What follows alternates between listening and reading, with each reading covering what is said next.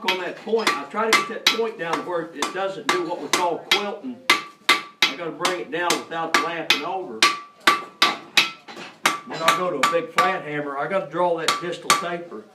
It'll be tapered this way. Plus you're coming to that point. And you know, I think we did a knife the other day. I put that bend in it, and that was a single. Wait, Charlie. Now you can. That cotton tangled. That cotton tangled. This is all five of our museums that are open, our conference, transportation, That dumb book. store, all house. We have artisans here today. We have Tim Smith, basket weaver on the porch as well as a wood turner. Visit our blacksmith shop, children's hands-on museum, makerspace, petting zoo, and discovery zone playground. We'll also be having our wagon ride, which will be starting at 11:30. Also, you may want to go over to our disc mill and purchase some fresh stone ground cornmeal and beef flour. Again, thank you for coming to Heritage Farm. This particular steel, you can see all that scale coming off. There's a lot of reduction on it. It's kind of hard to avoid it.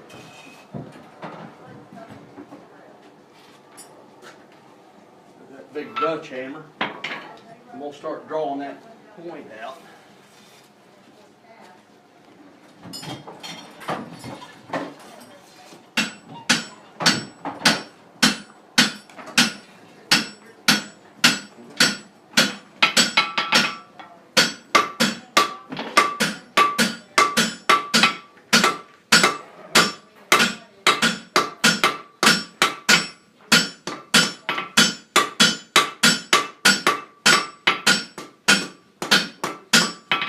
This knife will have what's called a meridian line down the center of it. I got to be so careful I don't get that too thin.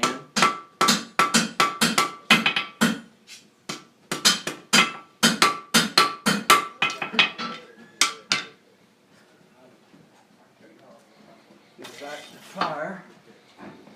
I'm gonna start drawing the edge on it.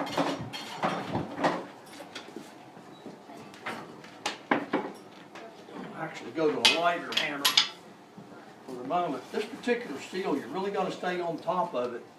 It'll burn real easy. It's almost, it likes 5 points of being a full percentage of carbon.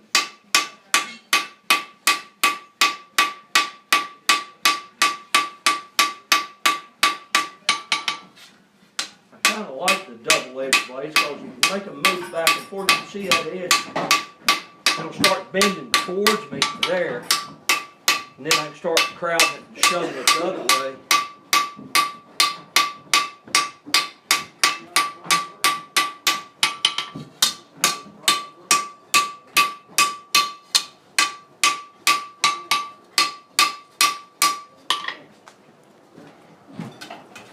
You got something in there? Great. Go ahead. Okay, I'm going to crowd you out. No, you're fine. Fire's big enough for the two of us.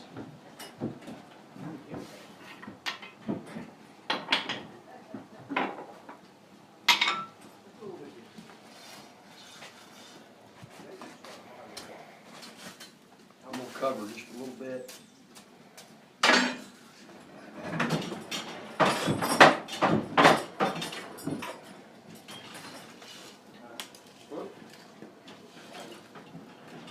Back in there in a minute.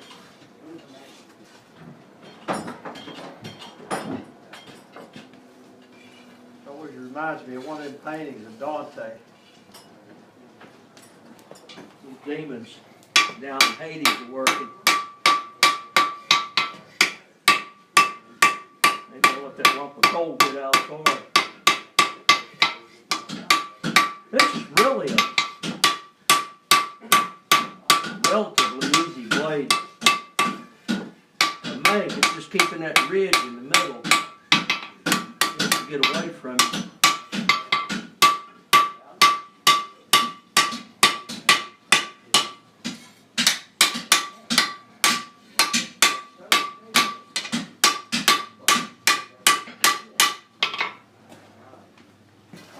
Drake, an original of that knife. Probably run you about $1,000, $1,500 if you can find them. Most of them got used up during the war. I don't know how many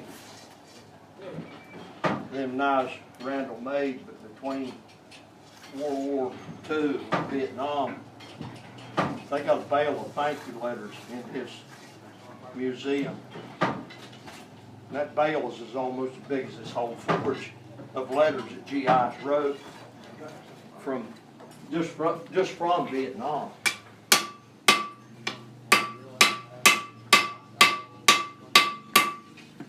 I don't get in a hurry moving that. I'll actually come back and I'll expand it more.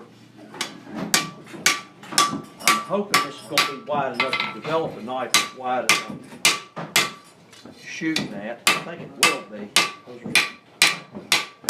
There's a lot more metal there than you think.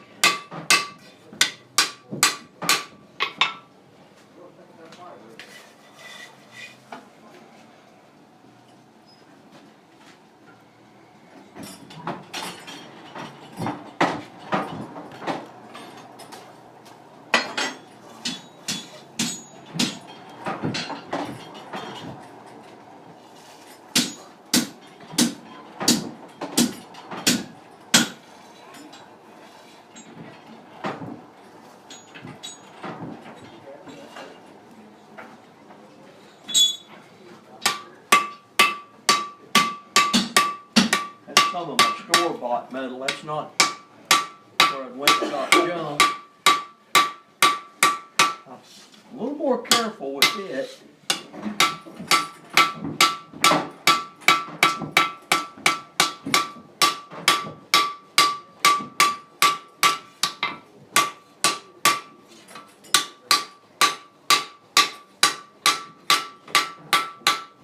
Sometimes I refer to that as tin ring, this style of metal. It's a 1095. There's several different grades of 1095, 10100. That last number denotes the fractional percentage of carbon that's in it. It's not an alloy because carbon is not a metal. If it was a metal, it would be called an alloy. If you had something like nickel or chrome, vanadium, or something like that in it. I kind of like working it. It's old time metal. Your wagon and buggy springs, that's what they're made out of. And you find some old Chevy and Ford truck springs, they're made out of a 5160. It's kind of similar, but it's got some other stuff added to it. Hi, Mr. Cooper. Oh, So you got different, a little bit different elements in this, and this is probably about as straight up as you can get, and it's more of what for the time period you see in this shop. This is what we've been used in here, rather than some of the more exotic metals. Stainless metals I kind of avoid. I didn't grow up on them, so.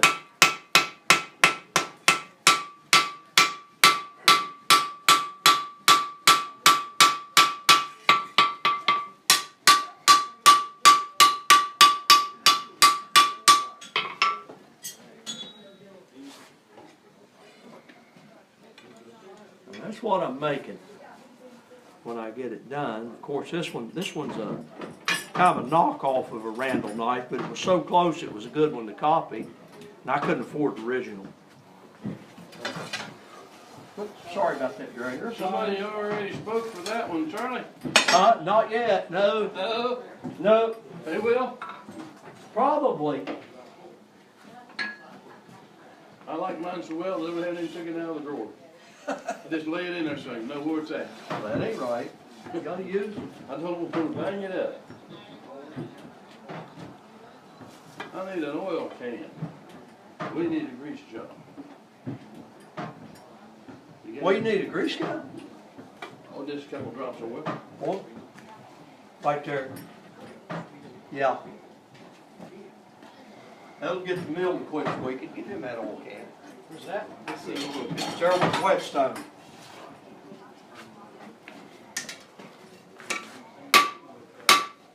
Like just a little bit more.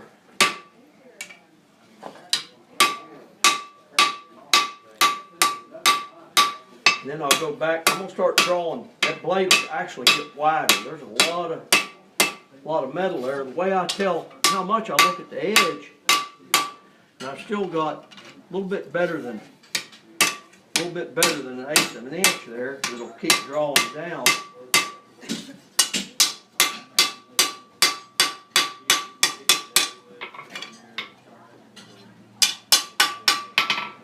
Try to keep everything as straight as I can as I go.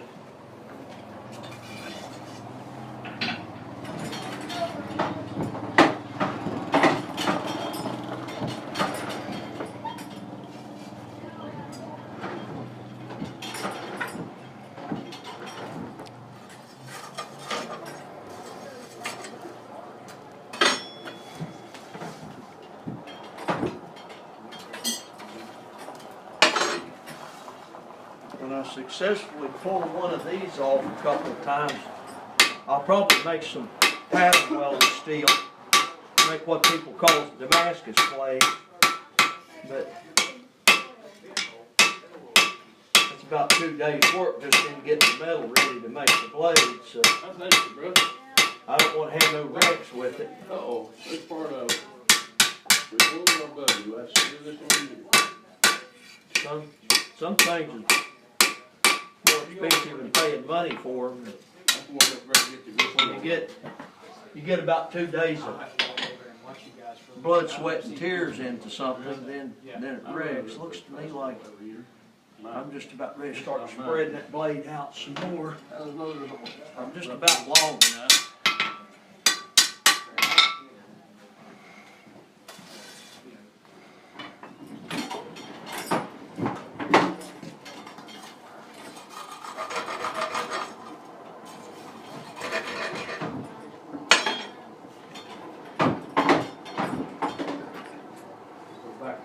Hammer.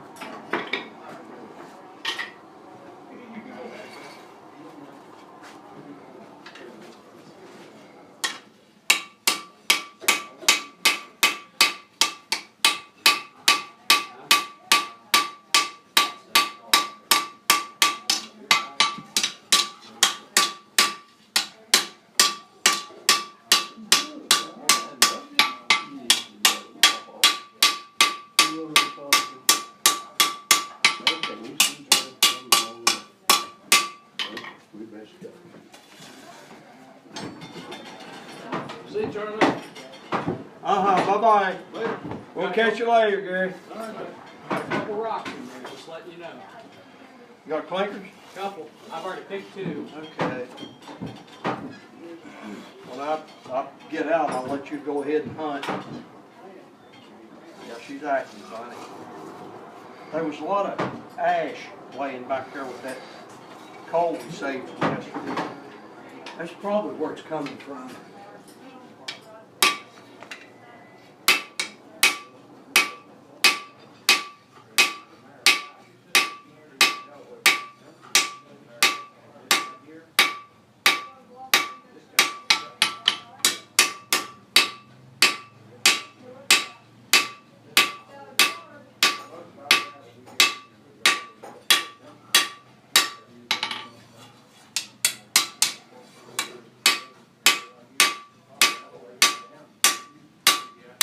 Doing my best to get that as drawled out as wide as that other knife. That's a pretty wide knife. I would say they probably cut it out with a plasma cutter before they ground it. So that's the difference between a hand forged knife and one that's factory made. A lot of times where they're just sawed out and then ground down.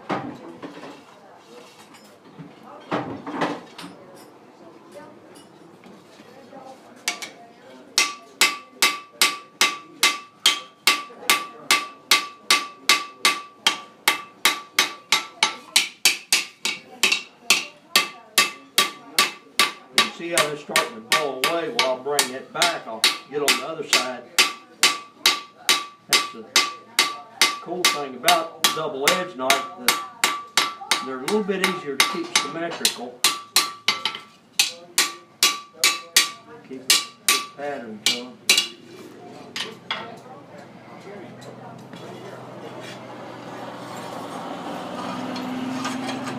I found 4 or 5. Yeah, I'm kind of bumping around in here to see if there's any more. I'm gonna hunt the clinkers out of the far. Things like that right there. Those will heat and make a lot of radiation.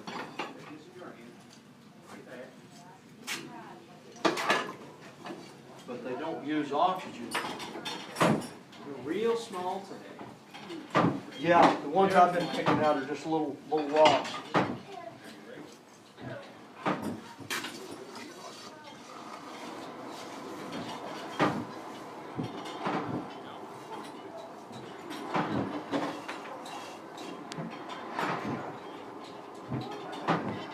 Now before, the old ancient blacksmiths that was using charcoal didn't have the problem with the clinkers per se, but they had a lot of problems with sparks because wood throws off a whole, wood charcoal throws off bunches of sparks.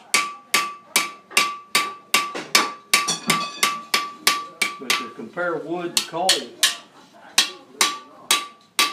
a bushel of coal will do what it takes 3 bushels of charcoal to do. So it really sucks it up. What Drake just did, he put some green fresh coal on top. We'll let that, I can work underneath it and stay in that clean fire. If you're making a weld though, you're going to get rid of all that soot because that soot will stick to the metal and it won't let the weld go together good. It'll contaminate it.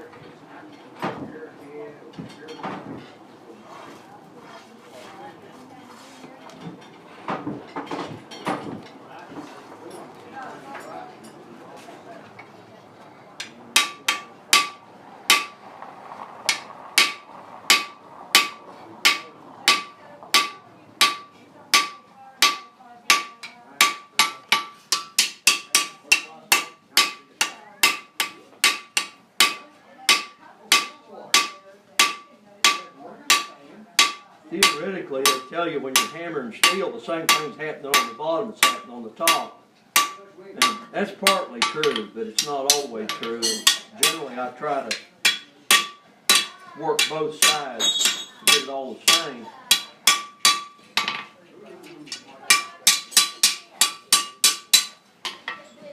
So let's start to see where we're going. If there's what we're looking at, and I'm getting just a little bit more on the width. And I've got that wasp placed in there before it goes to the guard, that ricasso. I could actually draw back just a little bit more, bring down a little bit of that blade in the back.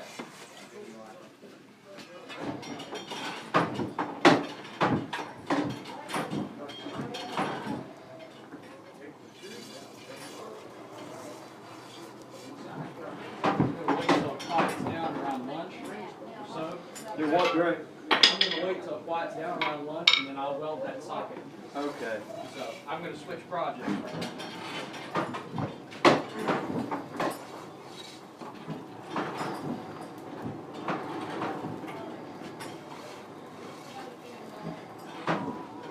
I think working a knife blade down, the thinner you get that, the more apt you are to burn it. You're heating from a radical thin to a thick. It just keeps changing. You kind of got to stay on top of it. That's where a lot of people like the gas forges. They can look inside.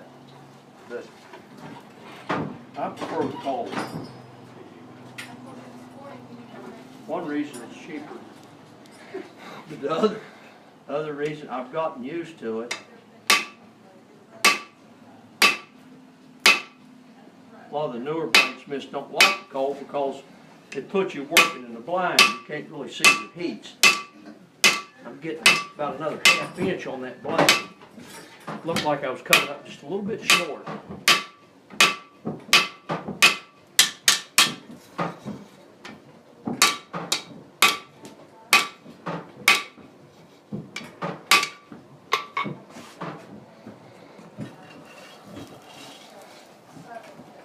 This particular steel moves. Seems like today it's moving hard. I'm not. We're still fighting in clinker rocks. They're real small today. Mostly they're small, but you get a thing like this build up in there. That's not coal. That's just slag and glass and stuff, and it'll cause you a lot of heartbreak. Something that the younger craftsmen, when they're getting started, they don't want to tend that fire and keep it clean. If you don't keep that out of there, you're going to have a lot of technical problems.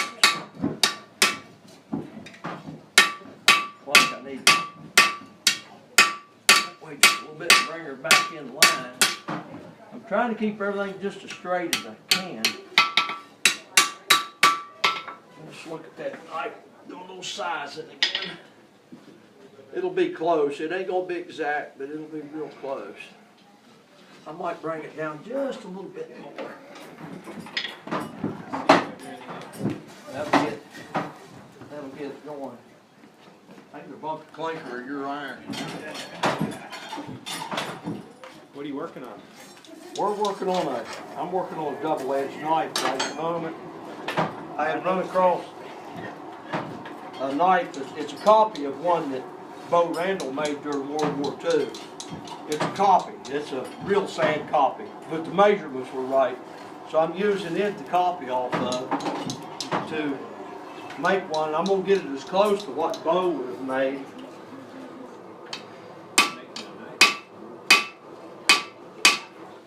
When they were producing them.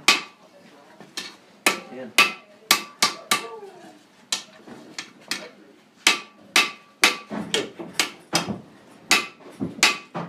try to use this front edge, that step on that anvil, and that gets me right at the disembarkation line on that blade where it's starting to make the change in blade and ricasso. And this ricasso, I'm not sure if it's got any other name for it. I always call it a wasp blade. It's got that real narrow waist in it. Basically, there's where I'm headed. And I think I've got the length on the blade. I'm going to start drawing. While you're here at Heritage Farm, Start drawing them edges out. I don't know if I'm going to get it as wide as that one or not. it's a way in which we can make about 80 shingles an hour.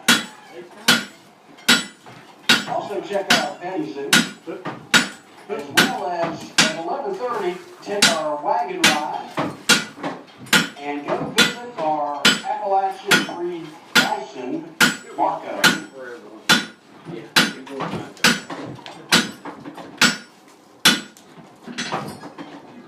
I've got it cooking off, Scott, or charred to see how our fire starter will work. I'll probably stick it back far one more time to make sure, and then we'll let it cool out. Well, have you got a vent hole in it? No. Stop smoking? It quit smoking. Did you flip it? Hmm? Did you flip it? No. I flipped mine.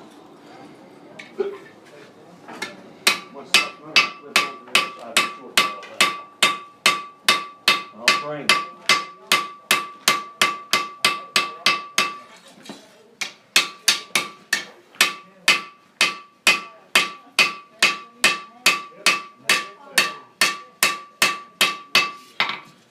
My hero for knife making was a man called Bill Moran, who passed away several years ago.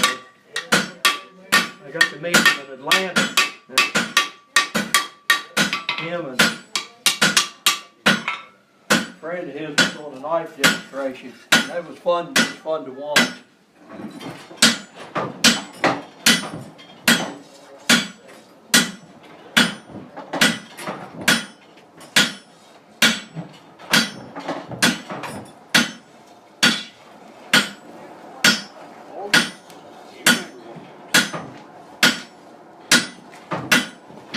inclined to like knives, that Atlanta Blade Show should be coming up pretty soon. It's worth going. It's fun to see.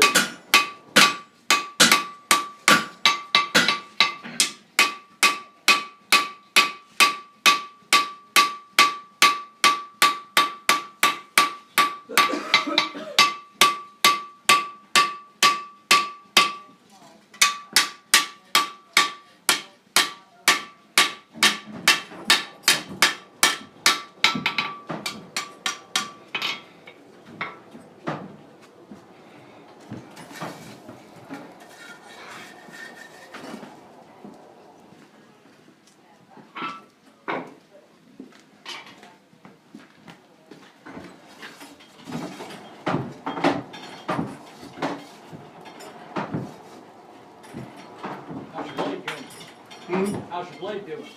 Don't ask me. It's doing good. Don't want to put a mojo on me. I ain't gonna say real good just yet.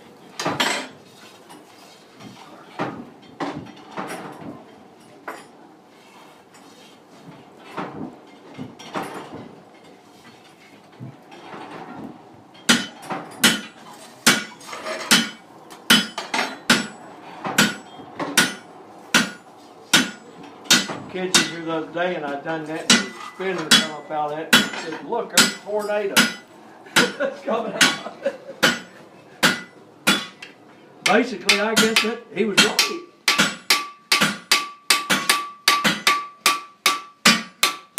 And what I'm doing is working that edge down.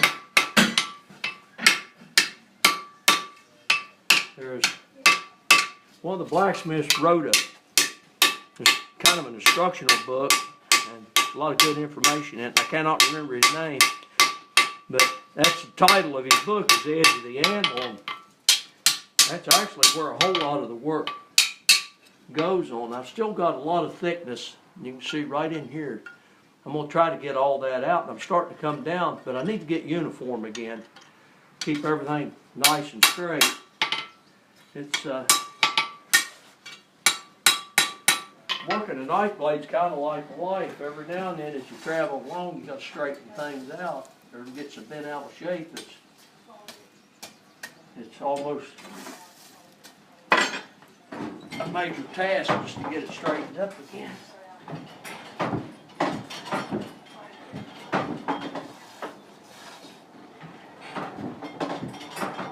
The last thing I'll put in, and it's going to be kind of scary, I got to put that waste in it, and I'll actually draw that in. I'm not sure. I got to keep it from battering out as I do it, and I make a hunter's knife, and I actually batter out with a ball peen hammer to get that finger rest. And I'm going to have to try to get away from that habit this time. Try to get everything back to some degree of uniformity.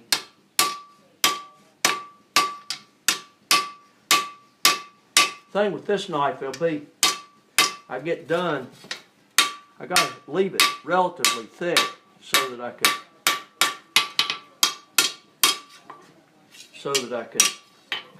have room for the grinding and cleaning it up. Also, it'll be 100% finished. That's what I like about the primitive knives. You can leave a few marks in it. I don't mind them looking primitive, but I don't want them looking crude when I make them.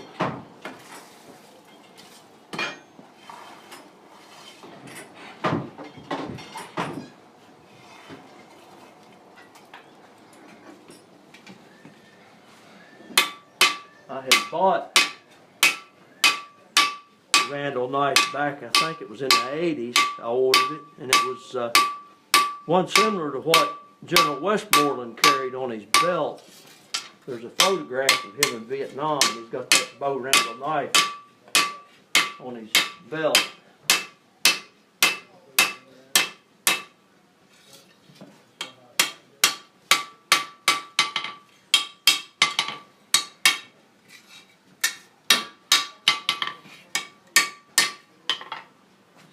Kind of put the knife up, it costs too much to use when they get that expensive. At that time I paid like $400 or $500 for that knife. That was an investment. But I think I waited 3 years to get it. So,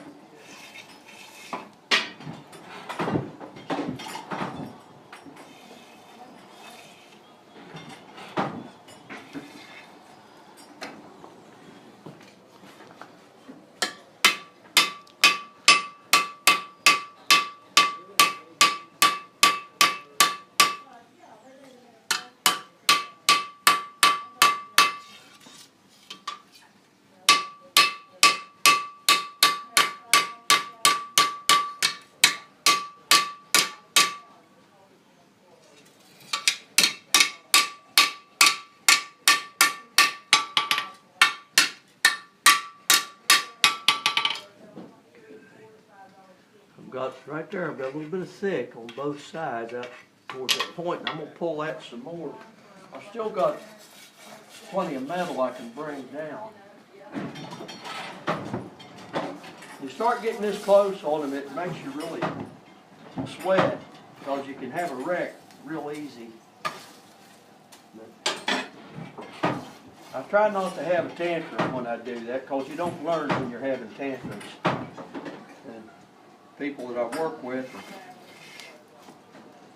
instruct a little bit, and I try to tell them that too. You can learn from the wrecks. It's not like flying an airplane. It won't kill you to wreck your steel. Might break your heart, but it won't kill you. I'm trying to get that down to just about like a worn out dime thickness on all along that edge and keep it uniform.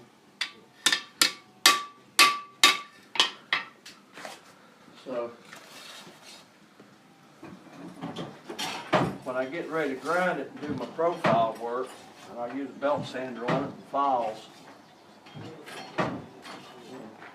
then the hard part comes along, and I've been doing that all this week. I've been doing a lot of hand sanding, and my shoulders and wrists are so sore from hand sanding that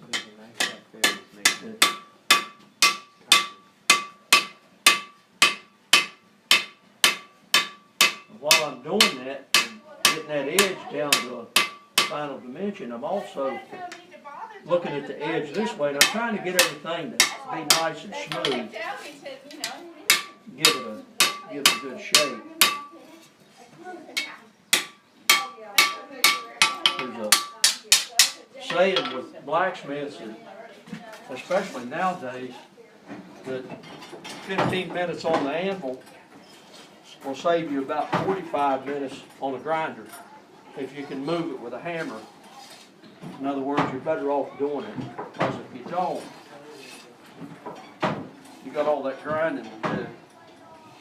And I think that's where I get in trouble. I have so much fun forging knives, and then finishing them I don't like doing. And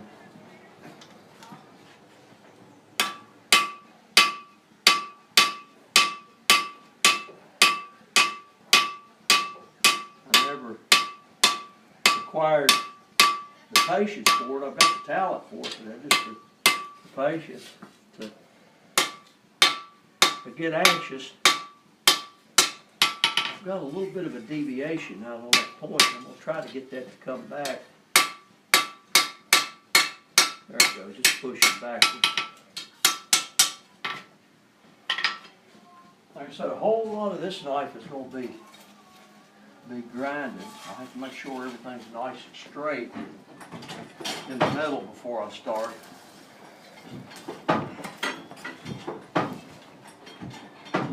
These blades, generally a blade with a single edge on it,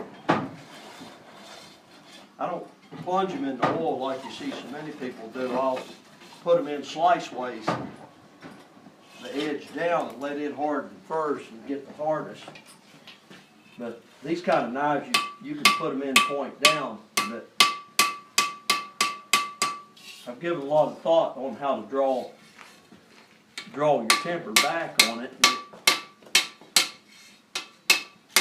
Generally, I try to do it from the middle out. The best thing I found is a small heating torch or a cutting torch, and heat it from the center out, or you gotta do the whole thing. And I'm a strong believer in zone temper and having, Right down there at the very end. I don't like this knife, I'd like the center to be soft and the edges hard on it. there. So, Well, that's what it looks like. There could be different kinds of metal that they make it out of. It doesn't have to be the same thing. it feels harder than rebar. Is it heavy? Heavy? Really heavy? Yeah, that's heavy. It feels harder than rebar. Well, they're quite big. And if it is, I might be able to use it for a project back for my roommate. You know, he ordered a really big blade. He wants it from here to here, blade edge. And That's big. this would do Get that geometry just as close as I can, keep everything It's actually hard enough to do. nice and straight. I've got a little bit of metal right there I can push out. I want to get that all down. You can see the thickness right here. I'm going to try to get all this pretty much the same plumb down there, and it's still, I've got a little bit there. That's getting a little scary because that heats up real fast on that point. Well, can he touch it if I'm holding That's the reason for that little hammer. it? Duh. I wouldn't let my kid. I'm not running at quite as high heat as I normally do. Very first thing. Well, the handle when it comes down. I had one Especially guy out on just that put his point. paper right over it. I said, The thing is, the thinner and smaller that gets, the faster it cools down. So that increases your cycles back in the fire.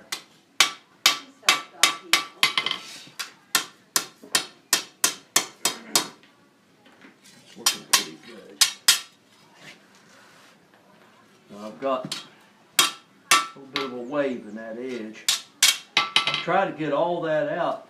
Some guys will try to grind that out, and what you got, if it's bent, then you're actually, one side you can't take hardly anything out, and the other side you got to take a whole lot out. It'll totally change the dimensions of your blade. I'm still thick right there. I'm going to bring that down just a little more. When you get down close on that, it seems sometimes like you're just nitpicking on it, but if you don't get that out now, you got to get it out later, or it does not look right. And I try to get it to where it satisfies me, and I think sometimes I'm actually more critical of myself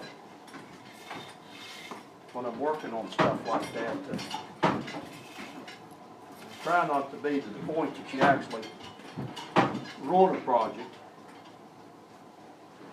I'm still kind of apprehensive on getting that waste in this. I'm going to have to reduce that metal back there in that ricasso. Yeah, it's coming down.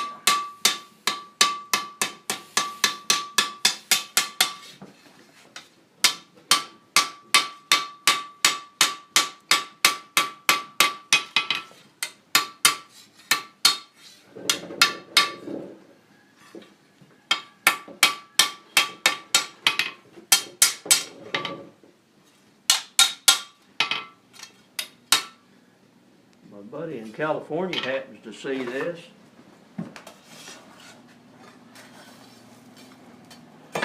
I'll say this, you can't buy one of these PX.